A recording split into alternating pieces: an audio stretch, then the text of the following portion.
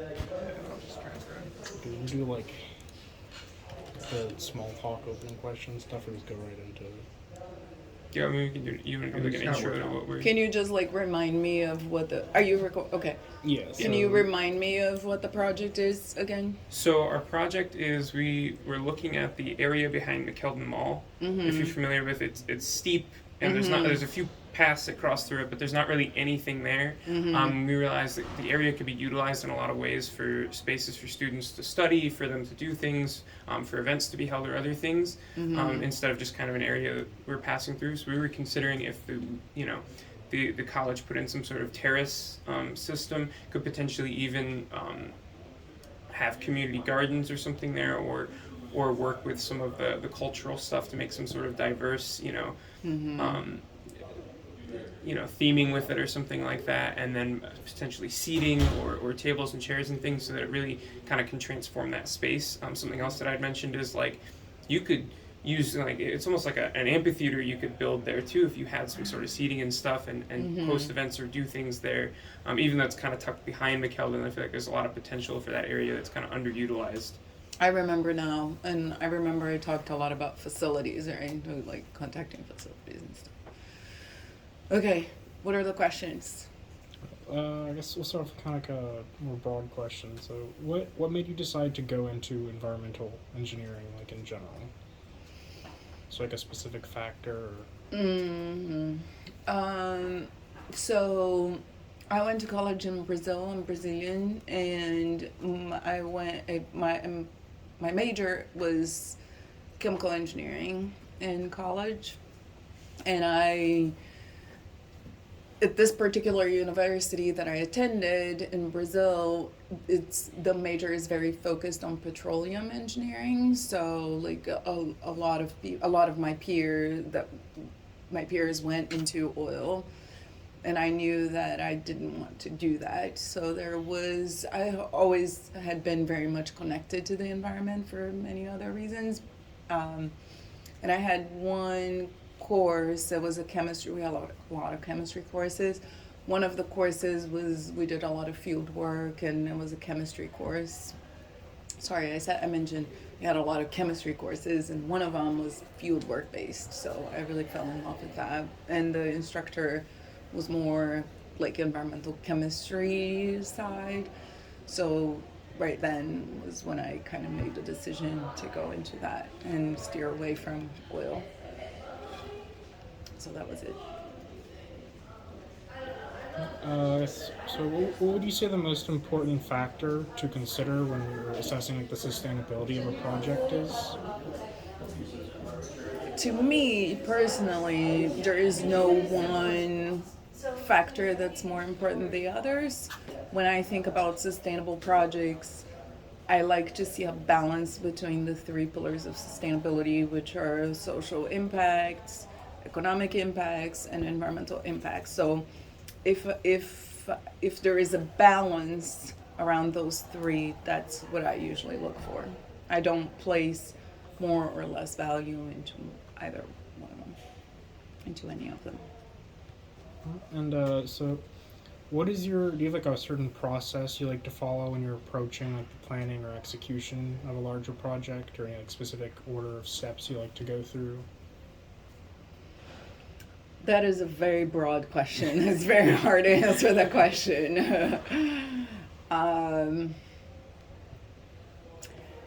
It really depends because so I'm gonna assume that you're managing people. Like I'm managing people as in these projects, right? That has been my experience. So I think the important steps would be to define goals and scope and kind of understand where the people can contribute to the different aspects of the scope of the broader scope of a project. And when you're managing people within engineering projects, it's very important to relate personalities and skills to the overall goal of the project. So I think that would be one of the primary steps. and then have a very clear plan for communication throughout the project, because in the end, engineering projects or any other types of projects are, all run by people, and if communication derails, then things can go really bad really quickly. I guess getting a little more into the kind of specific, applicable to the terrace stuff we're looking at. Have you ever worked on or been part of a project dealing with terracing of some kind? No, I have a little bit of knowledge on that because I teach in Peru, and that is very common there, but no, I haven't been. So, are there any ways you think that sustainability could be incorporated into a project of terracing? Like any specific strategies do you think would be especially relevant? I mean, I think I'm going to try to narrow this down so I can actually answer your question. This is way too broad. So I think obviously sustainability is going to be a part of that, especially here at Maryland, because people are really the university leadership, and also all of the constituencies around campus are really concerned or want to see more sustainable development projects, right? So I don't care if it's terracing or not, but you should definitely talk to stakeholders, all stakeholders on campus, before you do anything. So during the design project, you should know what people are concerned about, what people care about, what they would like to see there, and not impose any kind of decisions on major constituencies.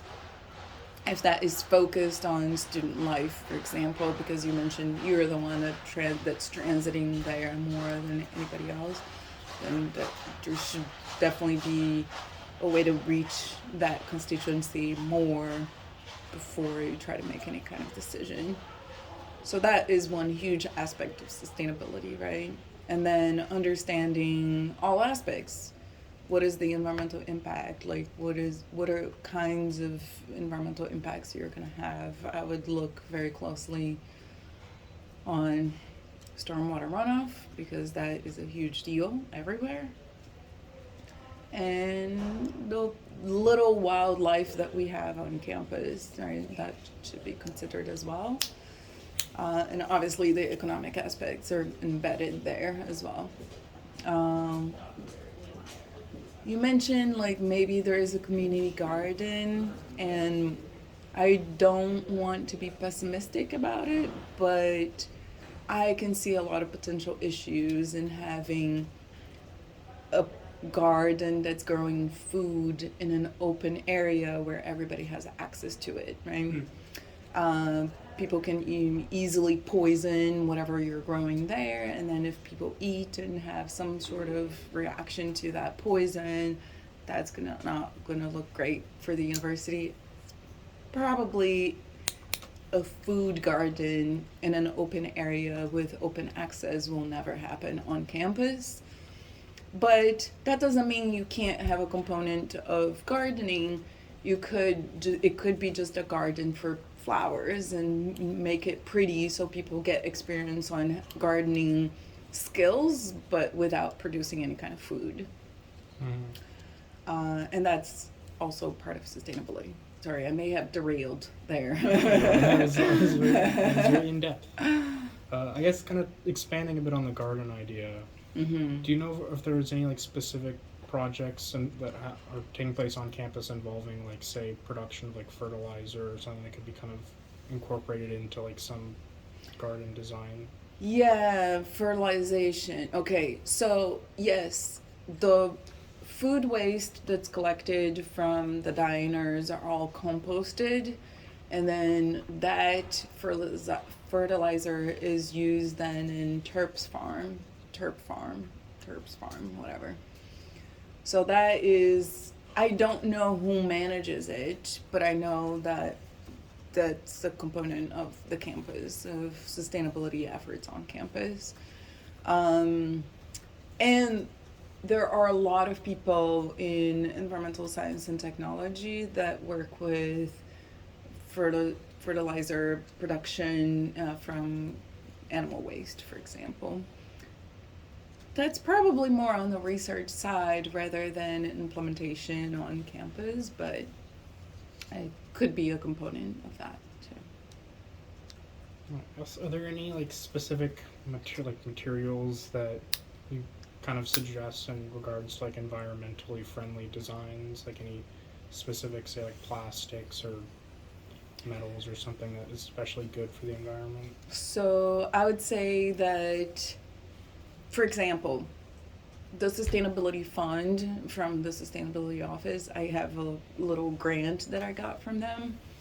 We changed the gloves that we use in our laboratories to the specific kind of glove that we collect, and then we send it out to this other lab, and they make products out of that. So they make like benches out of that. They make a lot of different like outdoor furniture out of that. So that would be a super cool thing to add onto this project, right? Recycle plastic that becomes outdoor furniture, and you can showcase how you're trying to upcycle something, right, instead of just recycling it. So I think that would be very cool to incorporate.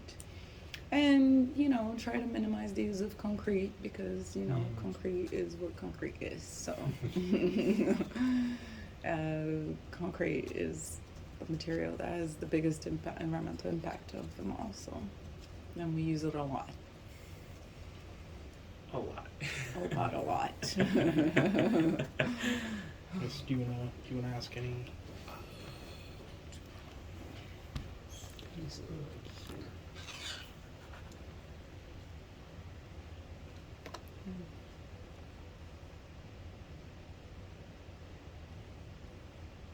Yeah, what are the, and maybe we can try and focus this in to be a bit less broad, but like what are the big environmental factors we should be thinking about when assessing the site and how we could like set things up? I know you mentioned runoff, stormwater, and all of that. Is there any other big things to think about, especially because if it's on a hill, I guess you got to watch that you're not doing stuff where the hill is degrading, or it's, I guess. I mean, I think I've already answered that. It's stormwater runoff is definitely an environmental impact. See what kinds of species benefit from that area right now, and see how maybe you can enhance that, right? Instead of destroying that and considering that a negative impact, how can you make more room for the little squirrels and birds, whatever, right? Yeah. So, and then if you're going to have some sort of gardening, then you do have to have very strict, even if it's just for flowers, you have to have very strict rules on fertilization. Like if you're going to, I would strongly recommend that you prohibit, synthesized nitrogen and phosphorus, for example. If you're going to have a garden area, that you have to prevent weeds. I mean, we care a lot about how the campus looks, right? So if you're doing any kind of herbicide or pesticide application, that has an environmental impact and concern. So being really mindful of how the land is going to be managed. And think about, watering. Are you going to have to water it, or are you thinking about incorporating species that are native to Maryland that don't need extra watering, right? Thinking about the water use, because every time we water something, we're using potable water on campus, and if we don't have to, then that's great. Maybe there is a component of, and that plays back into the stormwater management system. Maybe there's some sort of rain collection, right? Rainwater collection, and maybe that could be used for watering the plants or serve another purpose. So.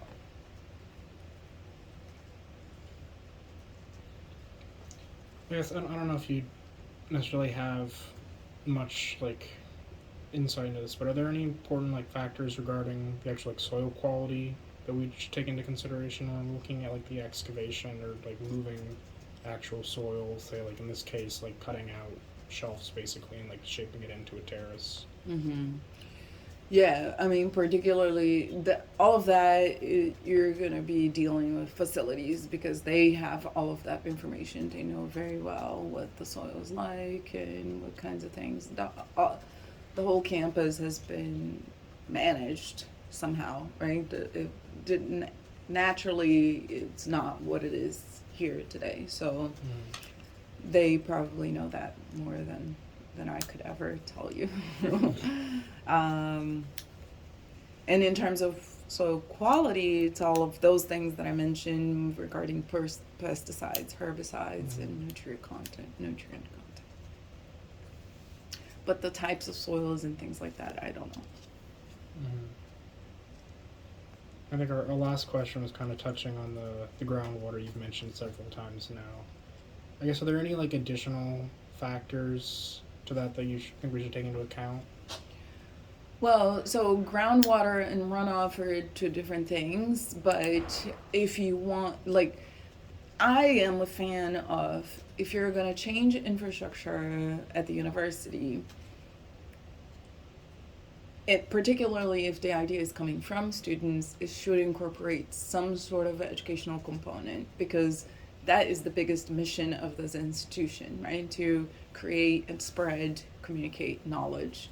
So it would be awesome to see some kind of, even if you're not collecting rainwater, or if you do some sort of green infrastructure that will replenish groundwater, then that you should have some sort of plaque there that explains what that process is, why that green infrastructure is there, and what happens with it and stuff. So I think that should be the biggest concern. And obviously we are in a region that's very important, right? Whatever flows there, where your project will be, right, is going to end up on Campus Creek, which eventually ends up on Chesapeake Bay, right? So you have a lot of concerns there, particularly with nutrient pollution. Do you guys have any other questions? I'm good. I think that was about it for questions we had.